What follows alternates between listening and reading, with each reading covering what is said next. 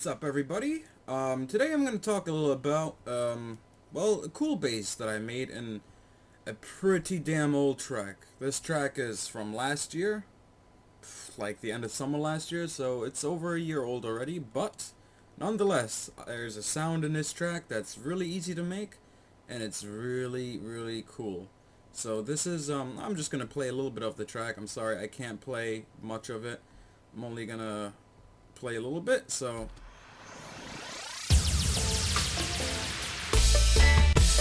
Mr. DJ, turn up the bass line.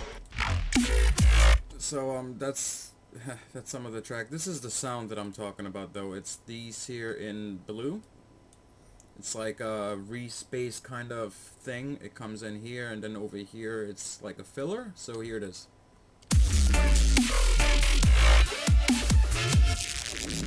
Damn.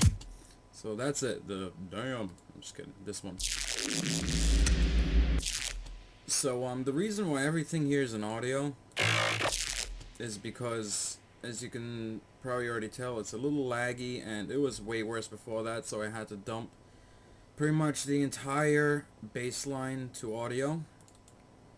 So I just recorded it, and then after the fact chopped it up, and same with the sub.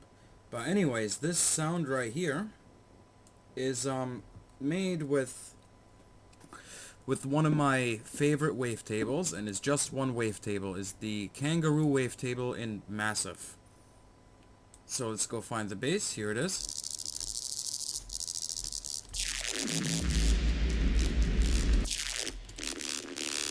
So it has this macro which controls the LFO speed.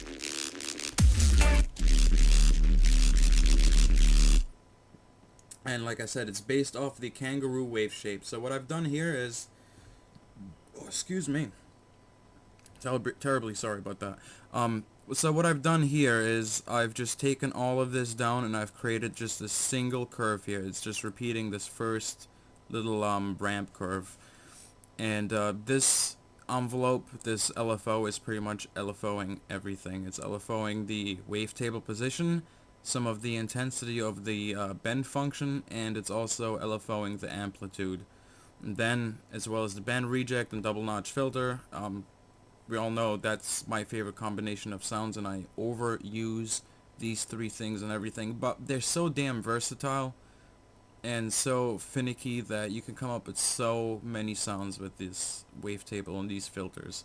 So that's why I tend to overuse them a little bit. Yes, I overuse these things a little bit.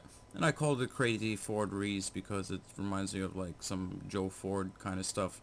So I called it Crazy Ford Reese, even though it's,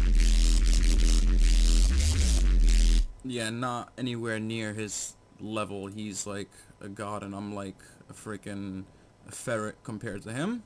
Anyway, so this sound, basically I've automated the LFO speed here,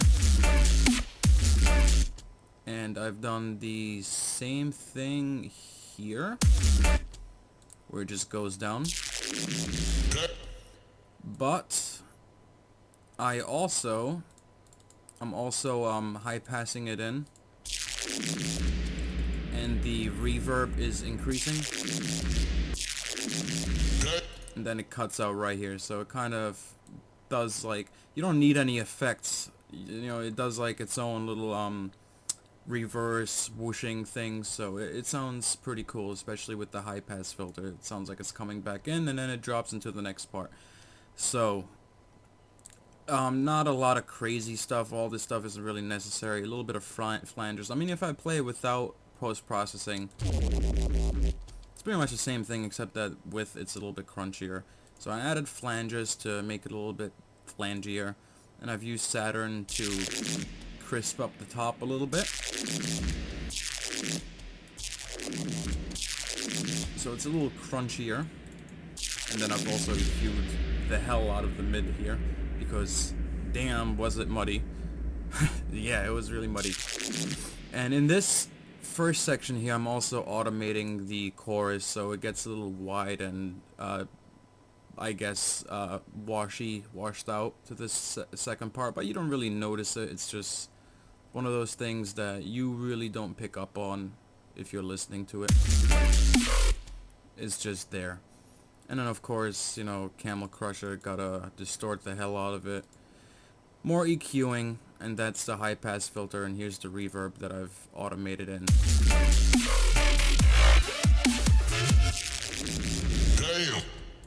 Damn. So I just thought that sounds pretty cool. With this one sound, you can definitely achieve a lot. Oh yeah, and I've done this, of course. Since I've watched that Barely Alive video, I can't stop doing this because it sounds really damn good. You're pretty much turning this EQ into another band reject. Because you're dipping... Well, this is the boost knob. If you do this, you're boosting. If you do this, you're ducking. And then if you modulate this frequency knob over here, you're modulating where that duck is happening, so it's sweeping across.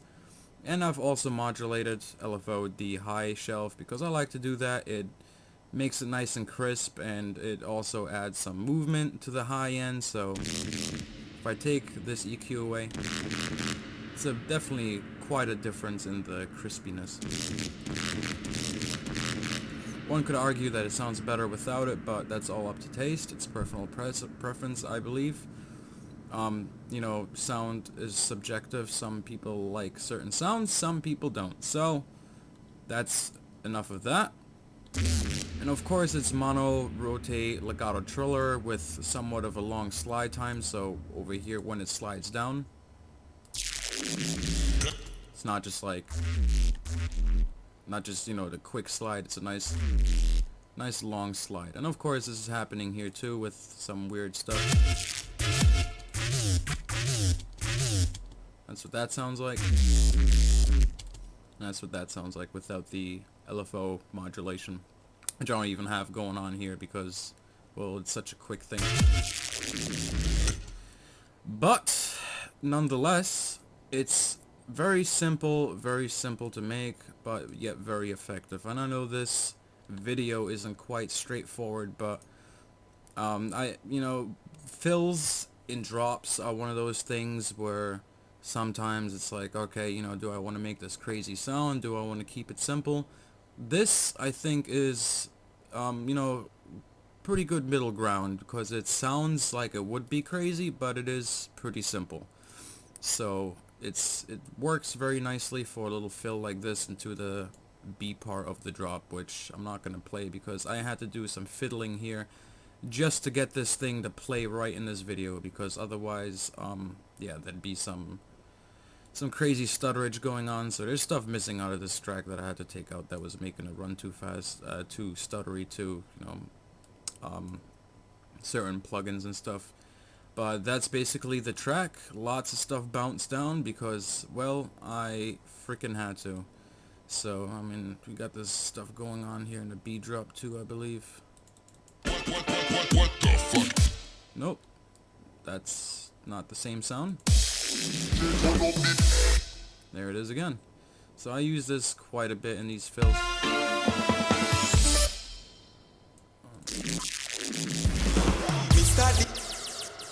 Yeah, so it's a nice little sound. I've made probably like 2 videos on sounds utilizing the Kangaroo wavetable, but I think they all definitely have their unique qualities, so I recommend fiddling and diddling with that.